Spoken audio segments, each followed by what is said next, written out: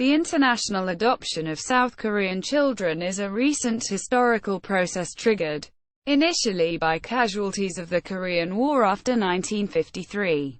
The initiative was taken by religious organizations in the United States, Australia, and many European nations, and eventually developed into various apparatus that sustained adoption as a socially integrated system. Korean War and Holt. The start of adoption in South Korea is usually credited to Harry Holt in 1955.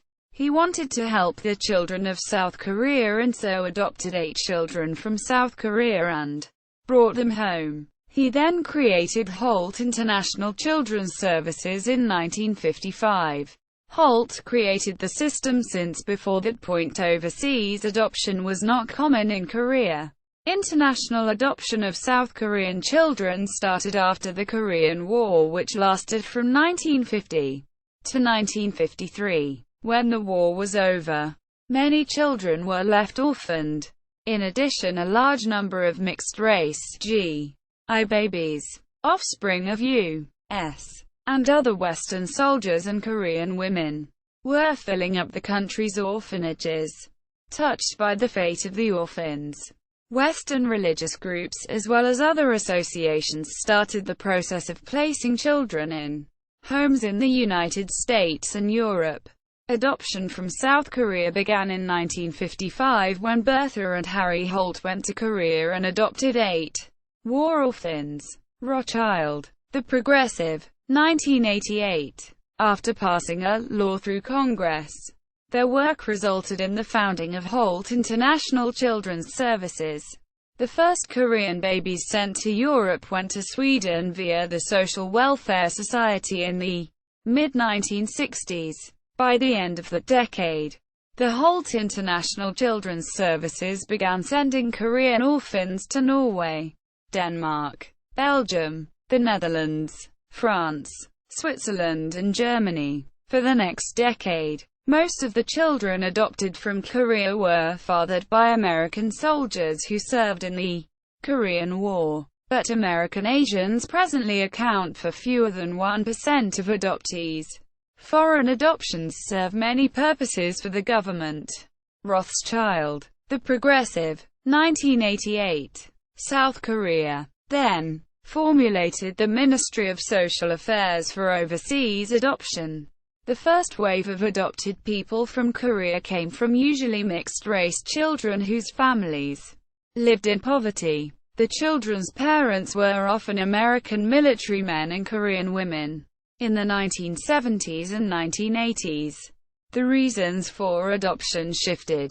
Industrialization and urbanization brought about more teen pregnancy and increased divorce rates.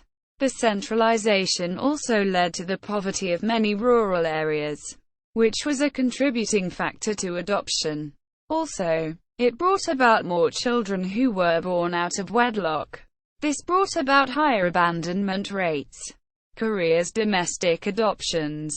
A 2015 article said that the South Korean government is trying to have more domestic adoptions due, in part, to people around the world becoming aware of the large number of Korean adoptees who were adopted by families outside of South Korea since the mid-1950s.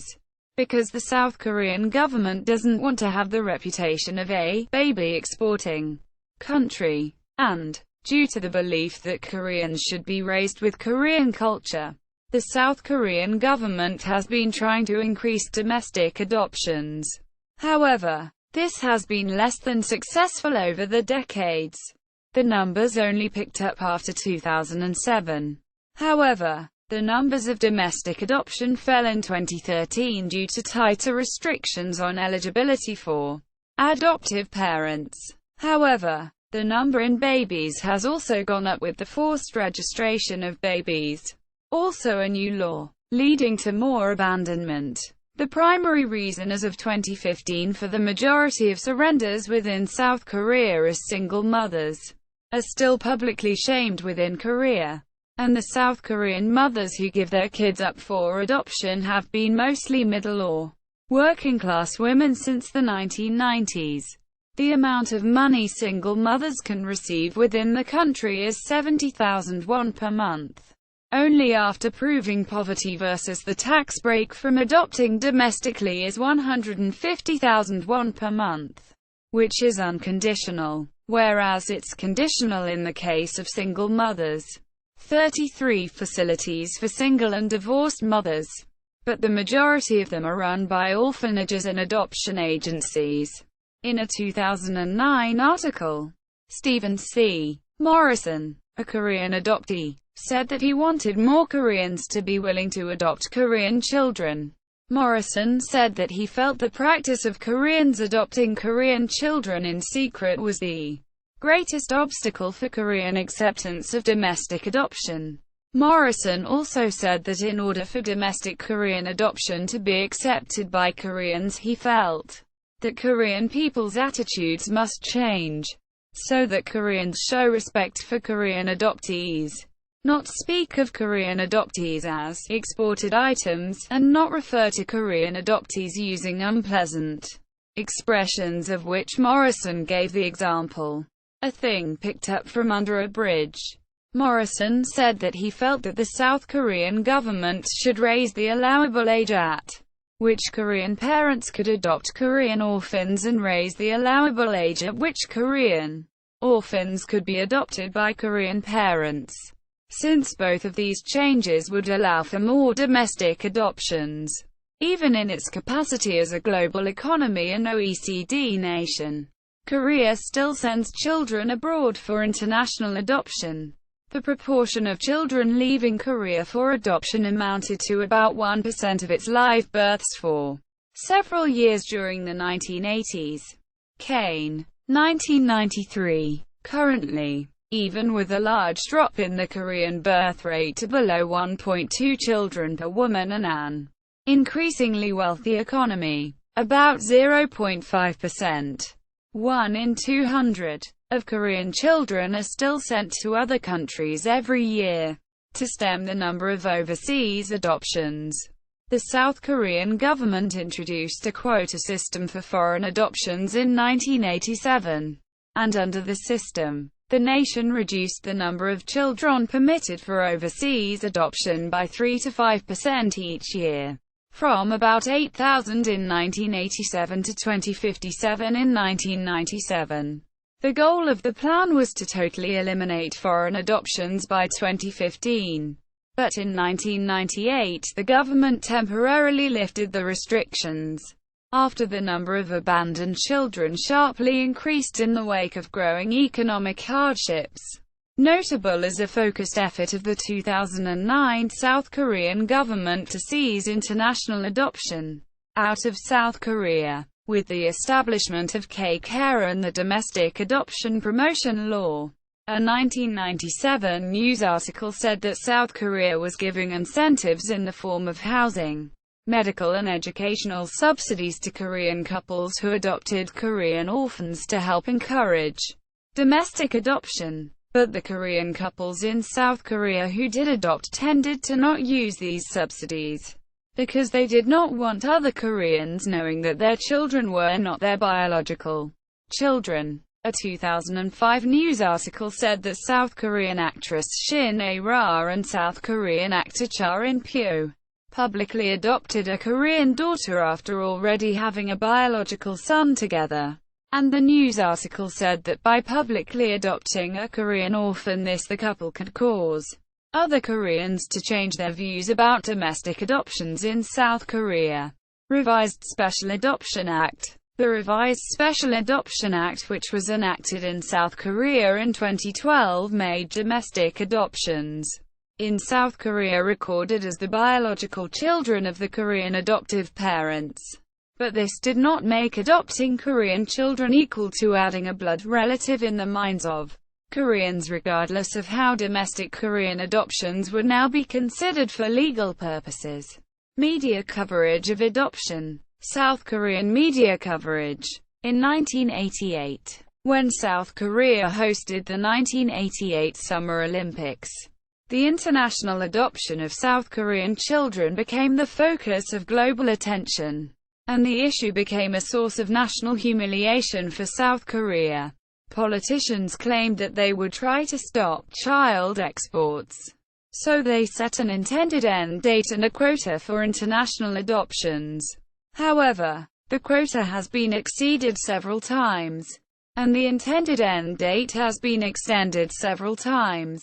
Not until the 1980s and early 1990s did the South Korean government and South Koreans, both in South Korea and in the diaspora, pay any significant attention to the fates of Korean adoptees.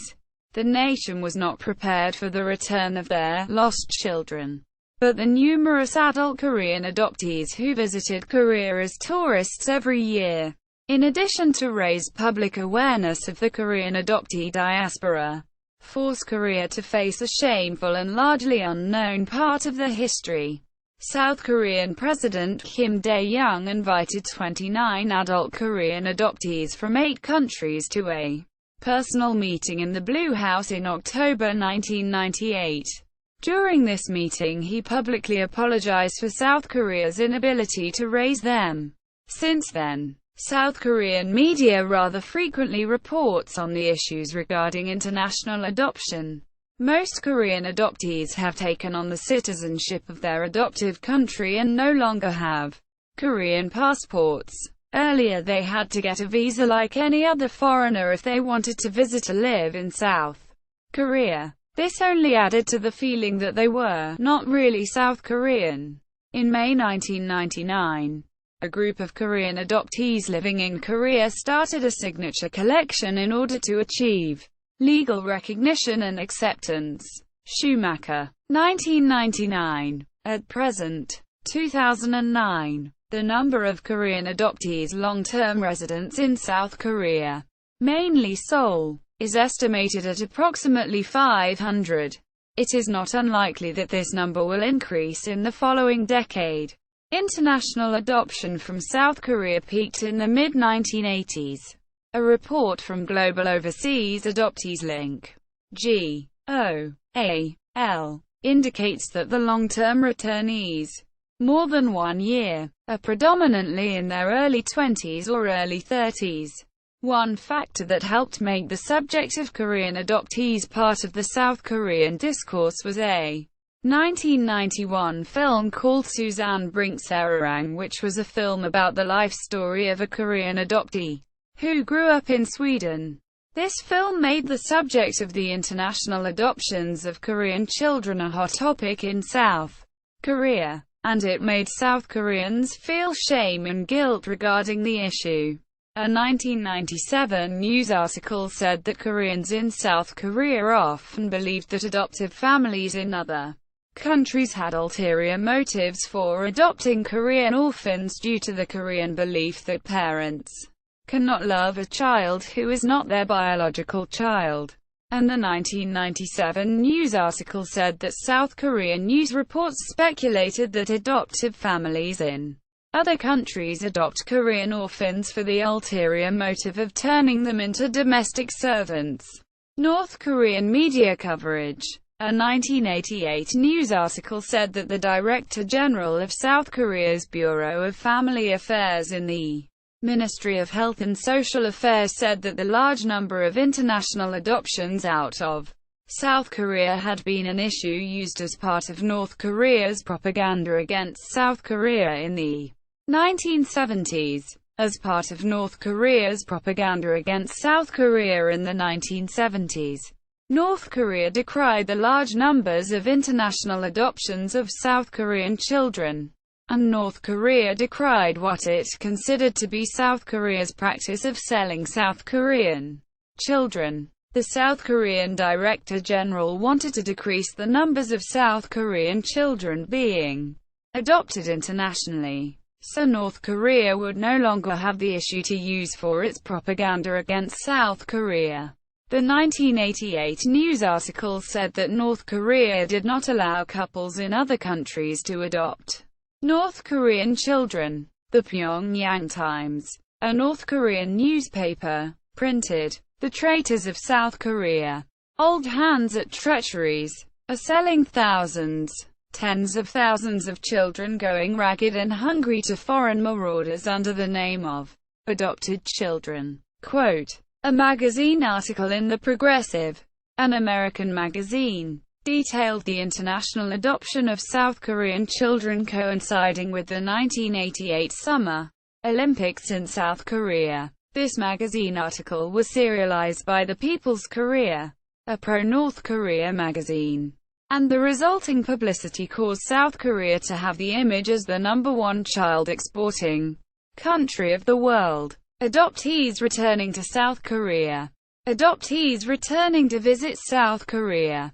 In a 1999 study of 167 adult Korean adoptees, most of the adult Korean adoptees felt that younger Korean adoptees should visit South Korea. 57% of the 167 adult Korean adoptees reported that they have visited South Korea, and 38% of the 167 adult Korean adoptees reported visiting South Korea as a means with which they explored their Korean heritage. Adoptees returning to live in South Korea. When international Korean adoptees turned into adults, many of them chose to return. These countries include Sweden, United States of America, the Netherlands, France, Belgium, etc. In this respect, the so-called re-Koreanization of the Korean adoptees is often reproduced in South Korean popular media, e.g. the blockbuster Kukeka Taifyo, National Representative Takeoff. The re-Koreanization can be reflected in Korean ethnic-based nationalism, both north and south of the 38th parallel. In 2005, an increasing number of adoptees were moving back to live in South Korea to try to help other Korean adoptees, and many of these returning Korean adoptees were critical of South Korea's adoption system. For example, one returning Korean adoptee made a confrontational exhibition where he posted photos of 3,000 Korean adoptees in South Korea's 3 largest cities with the hope that South Koreans would see these photos and question why South Korea was still sending many Korean children abroad as adoptees. Another returning Korean adoptee created an organization based in South Korea called Adoptee Solidarity Korea to end the international adoption of South Korean orphans. Adoptee Solidarity Korea intended to accomplish this goal by preventing teenage pregnancy through sex education, monitoring orphanages and foster care, increasing domestic adoption, and expanding welfare programs for single mothers. Other Korean adoptees who returned to live in South Korea did volunteer work in orphanages.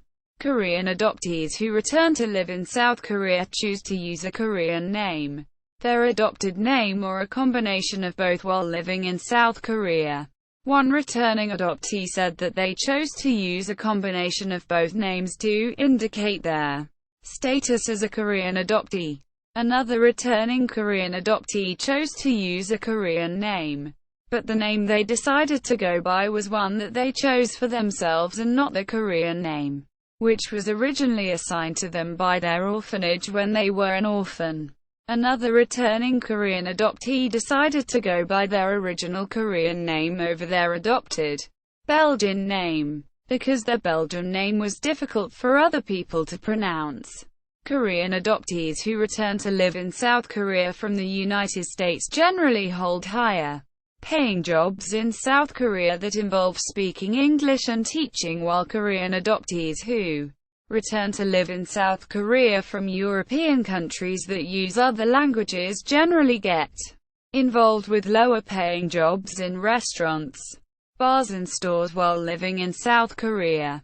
In 2010, the South Korean government legalized dual citizenship for Korean adoptees, and this law that went into effect in 2011.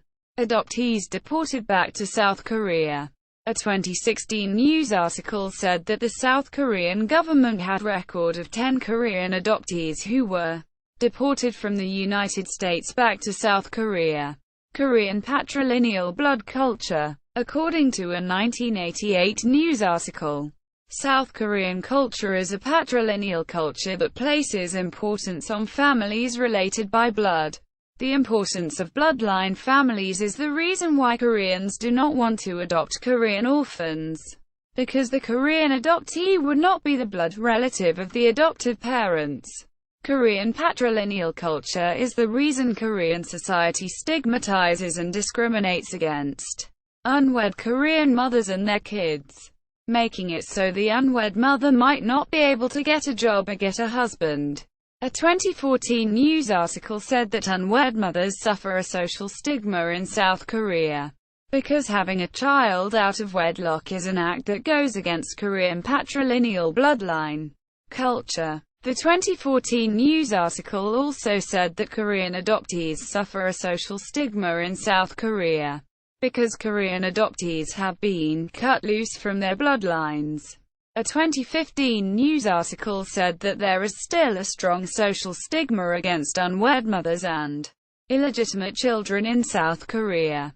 The 2015 news article said that this social stigma applies to the unwed mother and even her illegitimate children and her whole extended family, causing a child who was born out of wedlock to suffer lowered marital, job and educational prospects in South Korea. In Korean patrilineal blood culture, Koreanness is passed from parent to child as long as the parents have pure Korean blood. And this transference of Koreanness is especially notable when the Korean father gives his pure Korean blood to his Korean child, making lineage along the father's line especially important in the Korean concept of race and identity. A Korean family's lineage history represents the official recording of their blood purity. Due to this conception of identity along bloodlines and race, Koreans in South Korea consider Korean adoptees who return to South Korea to still be Korean even if they cannot speak Korean. For Koreans, a Korean physical appearance is the most important consideration when identifying other people as being Koreans. Although a Korean physical appearance is not the only consideration Koreans use in their consideration for group membership as a fellow Korean. For example, Korean women who had sex with non-Korean men were often not considered to be Korean in the full-fledged sense by Koreans. A 2015 article said that Koreans in South Korea mostly adopt female Korean children to avoid issues involving ancestral family rights, which are usually done by bloodline sons, and to avoid issues involving inheritance. Economics. Costs saved by South Korea.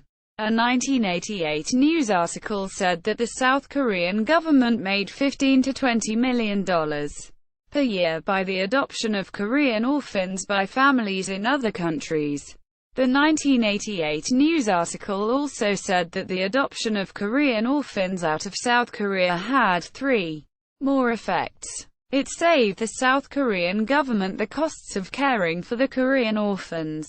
It relieved the South Korean government of the need to figure out what to do with the orphans, and it lowered the population. Some academics and researchers claim that Korean adoption agencies have established a system to guarantee a steady supply of healthy children.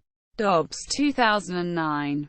Supporters of this system claim that adoption agencies are only caring for infants who would otherwise go homeless or be institutionalized. While their motives cannot be easily determined, their methods are efficient and well established. Korean adoption agencies support pregnant women's homes. 3 of the 4 agencies run their own. One of the agencies has its own maternity hospital and does its own delivery. All 4 provide and subsidize childcare. All pay foster mothers about $80 a month to care for the infants. And the agencies provide all food, clothing and other supplies free of charge. They also support orphanages, or operate them themselves, along with advice from counselors at the agencies. This system not only makes the process of giving up a child easier, it encourages it. When the time for departure arrives, the babies are flown to their foreign families. Payments are routine to maternity hospitals, midwives, obstetricians and officials at each of the 4 agencies acknowledged. The agencies will cover the costs of delivery and the medical care for any woman who gives up her baby for adoption. The agencies also use their influence with hospitals, the police, and with maternity homes to acquire children. Rothschild, The Progressive, 1988. Shui Kendayek, 2012. Social Welfare of South Korea. In a 2010 book, Kim Rasmussen said that the root cause of the number of adoptions out of South Korea in 2010 was South Korea's lack of spending on its social welfare system. Rasmussen said that the other OECD 30 countries spent an average of 20.6% of their GDP on social welfare benefits, while South Korea only spent 6.9% of its GDP on social welfare benefits. Rasmussen said that South Korea promoting domestic adoption would not address the heart of the problem and that South Korea should raise its spending for social welfare benefits. Birth mothers and orphans. Birth mothers. In a 1988 news article, a South Korean orphanage director said that according to his orphanage's questionnaire data, 90% of Korean birth mothers indicated that wanted to keep their biological child and not give it up for adoption. But the South Korean orphanage director said that only maybe 10% of birth mothers eventually decided to keep their biological child after his orphanage suggested to the birth mothers that unwed mothers and poor couples should give their child up for adoption. The 1988 news article said that the Korean birth mothers felt guilty after giving their child up for adoption, and it said that most of the Korean birth mothers who gave their child up for adoption were poor and worked at factory or clerical jobs in South Korea. In a 1988 news article, the INS officer at the Embassy of the United States, Seoul, said that social workers were hired by adoption agencies to perform the role of heavies to convince South Korean mothers to give their children up for adoption. Although the INS officer said that he felt that the adoption business was probably a good thing for birth mothers, adoptive parents and adoptees, he said that the adoption business troubled him due to the large number of children who were being adopted out of South Korea every month. The INS officer said that these numbers should make people question how much of the international adoption of South Korean children was a humanitarian cause and how much it was a business. Orphans. A 2015 article said that the majority of South Korean orphans become orphans at a young age. And the 2015 article said that the majority of South Korean orphans eventually age out of the orphanage's care when they turn 18 years old, never being adopted. A different 2015 article said that in the past 60 years 2 million, or about 85% of the total orphans in South Korea, have grown up in South Korean orphanages, never being adopted. The 2015 article said that from the 1950s to 2015 only 4% of the total number of orphans in South Korea had been adopted domestically by other Koreans in South Korea. A 2014 news article said that it was effectively impossible for Korean orphans who aged out of institutions at 18 years old to attend a university in South Korea due to lacking the money to pay for all of the associated costs. So most Korean orphans ended up getting low-paying jobs in South Korean factories after aging out of the institutions. The 2014 news article said that many Korean parents in South Korea refused to allow their children to marry Korean orphans. A 2015 video by BBC News said that orphanages in South Korea had become full as a result of the South Korean government making it more difficult for Korean orphans to be adopted overseas. Psychological effects. Social problems. A 2002 study of inter-country adoptees in Sweden of various ethnic backgrounds, most of whom were of Korean, Colombian or Indian, from India, extraction, who were adopted by two parents who were born in Sweden, found that inter-country adoptees had the following increased likelihoods relative to the rest of the children who were born in Sweden to two parents who were themselves also born in Sweden. Inter-country adoptees were 3.6% more likely to die from suicide, 3.6% more likely to attempt suicide, 3.2% more likely to be admitted for a psychological disorder, 5.2% more likely to abuse drugs, 2.6% more likely to abuse alcohol, and 1.6% more likely to commit a crime. Abandonment. In 2006, an increasing number of South Korean parents were paying elderly American couples to adopt their children for the purpose of having their child receive U.S. education and U.S. citizenship.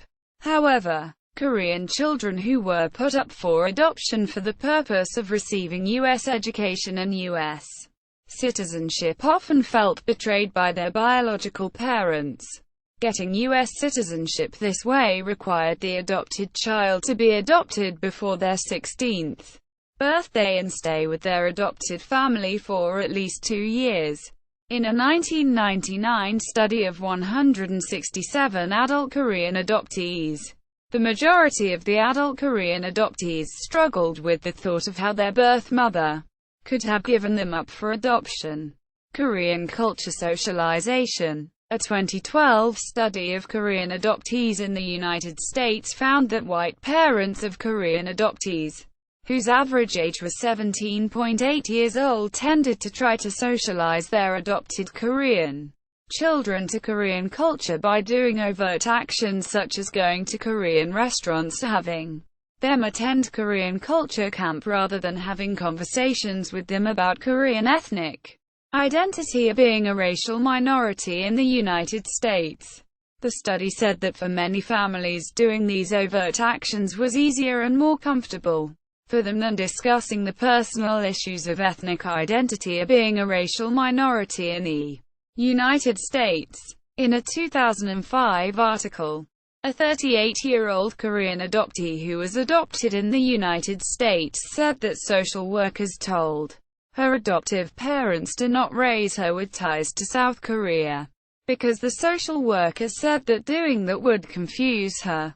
The 2005 article said that adoptive parents were no longer trying to cut ties with the culture of their adopted kids' birth country as of 2005, and adoptive parents were instead trying to introduce their adopted kid to the culture of their birth country. In 2005, one popular way for adoptive parents to expose their adopted kid to the traditions and food of their birth country was for them to attend culture camps, which would last for 1 day. Cross-race effect.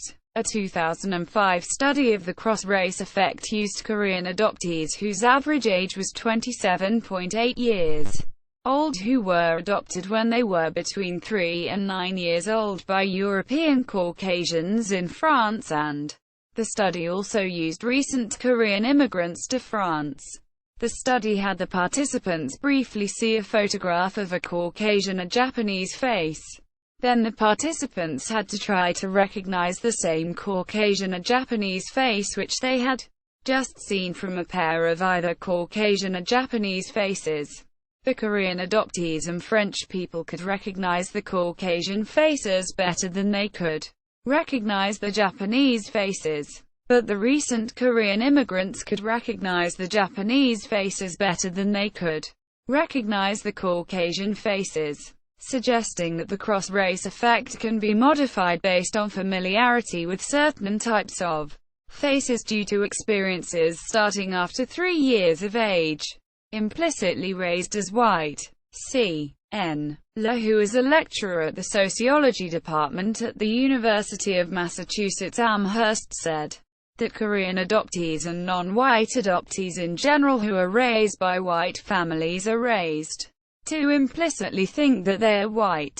But since they are not white, there is a disconnect between the way they are socialized at home and the way the rest of society sees them. Lee further said that most white families of non-white adoptees are not comfortable talking with their adopted children about the issues that racial minorities face in the United States. And Lee further advised white families who adopt transracially that just introducing their kids to Asian culture, telling them that race is not important and/or telling them that people should get equal treatment in society is insufficient. Lee said that the social disconnection between how they were raised and the reality of society causes confusion, resentment about their situation, and anger for adoptees who were transracially adopted by white families. Many of the South Korean children adopted internationally grew up in white, upper or middle-class homes. In the beginning, adoptive families were often told by agencies and social workers to assimilate their children and make them as much as possible a part of the new culture, thinking that this would override concerns about ethnic identity and origin. Many Korean adoptees grew up not knowing about other children like themselves. This has changed in recent years, with social services now encouraging parents and using home studies to encourage prospective adoptive parents to learn about the cultural influences of the country. With such works as Beyond Culture Camp, which encourage the teaching of culture, there has been a large shift. Though these materials may be given, not everyone may take advantage of them. Also, adoption agencies started to allow the adoption of South Koreans by people of color in the late 1990s to early 2000, and not just white people, including Korean Americans. Such an example of this is the rapper GOWE, who is a Korean adopted into a Chinese family. As a result of many internationally adopted Korean adoptees growing up in white areas, many of these adoptees avoided other Asians in childhood and adolescence out of an unfamiliarity and/or discomfort with Asian cultures. These sometimes express a desire to be white like their families and peers, and strongly identify with white society.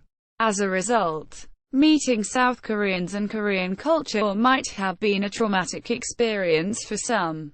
However, other Korean adoptees, often those raised in racially or culturally diverse communities, grew up with ties to the Korean community and identify more strongly with the Korean aspect of their identities. Discriminated against due to being adopted. A 2014 news article said that Koreans in South Korea were prejudiced against Korean adoptees. And the 2014 news article said that Korean adoptees who were adopted domestically by other Koreans in South Korea often became outcasted and bullied by other Koreans at their South Korean school, discriminated against due to their race and appearance. In a 1999 study of 167 adult Korean adoptees, the majority of respondents, 70%, reported their race being the reason they were discriminated against while growing up, and a minority of respondents, 28%, reported their adoptee status as being the reason they were discriminated against while growing up. One of the study's respondents said that growing up in a small town of white people made him an oddity that few people wanted to associated with, and he said that he had wanted to be like other people instead of being different. Other respondents said that the discrimination they received growing up caused them to deny their Korean heritage. In a 2010 book, Kim Rasmussen gave an example of a Korean adoptee from the United States who returned to South Korea and tried to apply for the job of an English teacher in South Korea only to be denied the job due to her race. The Korean adoptee was told that she was rejected for the job because the mothers of the students wanted their children to be taught English from a white person, discriminated against due to not speaking Korean.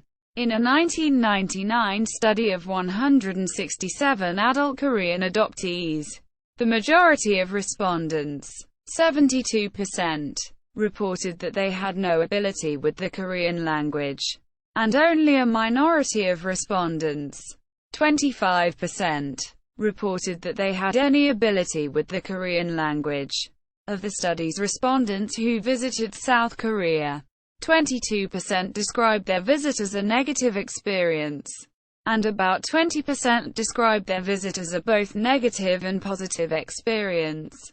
Inability to speak Korean was mentioned as being a cause of their visit being a negative experience by more than one respondent, and inability to speak Korean was generally the cause of the negative parts of the visit for the respondents who reported both a positive and negative experience. One respondent said that they felt that Koreans in South Korea looked down on them for their inability to speak Korean. Another respondent said that the Koreans in South Korea were initially nice to them, but the respondent said that Koreans in South Korea became rude to them after finding out that they could not speak Korean. Many of the adoptees felt like they were foreigners while visiting South Korea. Adoptees' feelings about South Korea. In a 1999 study of 167 adult Korean adoptees, group discussions about the topic of how they felt about South Korea led to many feelings. There was anger about the negative way Koreans view adopted Koreans. There was concern over Korean orphans in South Korean orphanages. And there was a feeling of obligation to help the Korean orphans who remained in the South Korean orphanages. There was a feeling of responsibility to change Koreans' views of domestic adoption, so that adopting an orphan in South Korea would not be something that Koreans in South Korea would be ashamed of doing. Adoptees' memories of orphanages and initial adoption. In a 1999 study of 167 adult Korean adoptees, there were adoptees who mainly remembered experiencing poverty as orphans, such as one adoptee who remembered eating lots of oatmeal that had flies in it as an orphan in South Korea. Some adoptees remembered feeling a sense of loss of the relationships that they had with people when they left their South Korean orphanages. Some of the adoptees remembered being scared of their new living situation with adoptive parents in a new country when they had just been adopted out of South Korea. Countries adopting Koreans. Adoptees in the United States. In 2011, U.S. couples who wanted to adopt Korean children needed to meet certain requirements. The couples needed to be between 25 and 44 years old with an age difference between spouses of no more than 15 years. The couples needed to be married for 3 years. The couples needed to have an income higher than the U.S. national average. The couples could not already have more than 5 children. In 2011, U.S. couples had to pay a fee between $9,500 and $10,000 to adopt a Korean child, and it took 1 to 4 years after applying for the adopted Korean child to arrive in the United States. The wait time after applying for U.S. couples who wanted to adopt was about 3 years for a healthy Korean child and 1 year for a Korean child with special needs. A 1988 news article said that there were 2 million couples who wanted to adopt children in the United States, but only 20,000 healthy children were available for domestic adoption in the United States. The 1988 news article said that the lack of children for domestic adoption caused couples in the United States to look to other countries to adopt children, and the fastest increase of American couples' adoptions from other countries at this time was from South Korea. Korean adoptees comprise about 10% of the total Korean American population according to an estimate in a 2010 book about South Korean adoption. In the United States, the majority of Korean adoptees were adopted close to adoption agencies, so they were mostly adopted in the states of Minnesota, Wisconsin, Iowa, Nebraska, Michigan, Montana, South Dakota, Oregon, Washington, New York, New Jersey, Massachusetts, Vermont, Utah, Idaho. Adoptees in Sweden. Due to the Swedish welfare state of the 1960s, more Swedish families started adopting Korean children. The Swedish welfare system allowed for unwed Swedish mothers to better support themselves and not feel the need to give up their children for adoption. As a consequence, there were fewer Swedish orphans in Sweden for domestic adoptions. So Swedish families who wanted to adopt children had to adopt from other countries. The reason for Korean adoptions, specifically, was that some Swedish families had already adopted Koreans in the 1950s. So later families continued this trend. Statistics. 1999 to 2016 U.S. adoptees. From 1999 to 2015, there have been 20,058 Koreans adopted by U.S. families. Of these 20,058 children, 12,038, about 60%, have been male and 8,019, about 40%, have been female. Of these 20,058 children, 16,474 were adopted when they were less than 1 year old. 3,164 were adopted when they were between 1 and 2 years old, and 310 were adopted when they were between 3 and 4 years old. Of these 20,058 children, 19,222 of them immigrated to the United States using the IR-4 immediate relative immigrant visa, and 836 of them immigrated to the United States using the IR-3 immediate relative immigrant visa. Adoptee associations. The first association to be created for adult Korean adoptees was Adoptered Korean as Forning, which is founded on November 19, 1986, in Sweden. In 1995, the first Korean Adoptee Conference was held in Germany, and in 1999, Korean adoptee conferences were arranged in both the US and South Korea. A 2010 book about South Korean adoption estimated that 10% of Korean adoptees who are over the age of 18 are part of adult Korean adoptee associations. Individual Korean adoptees. Works of Korean adoptees have become known both in art, literature, and filmmaking. Other Korean adoptees have received celebrity status for other reasons, like Soon Yi-Previn, who is married to Woody Allen, actresses Nicole Bilderback and Jenna Ushkowitz, Washington State Senator Paul Shin, former Slovak rap artist Daniel Hwan Astra, Kristen Kish of Top Chef, Season 10, makeup artist turned content creator Claire Marshall, and former French Minister Fleur Pellerin. See also interracial adoption. References. Further reading. Kane, Sarah Lee. The Movement of Children for International Adoption. An Epidemiologic Perspective. Social Science Journal. 1993. Volume 30, Issue 4. p. 323. Meyer, Danny Isaac. Loss and Reclaimed Lives. Cultural Identity and Placing Korean American Inter-Country Adoptees. Graduate Thesis. University of Minnesota. March 1998. Pate, Sujin. From Orphans to Adoption. U.S. Empire and Genealogies of Korean Adoption. Minneapolis. M.N. University of Minnesota Press. 2014. Shui Kendayek, Daniel. Korean Migration to the Wealthy West. New York. Nova Publishers. 2012.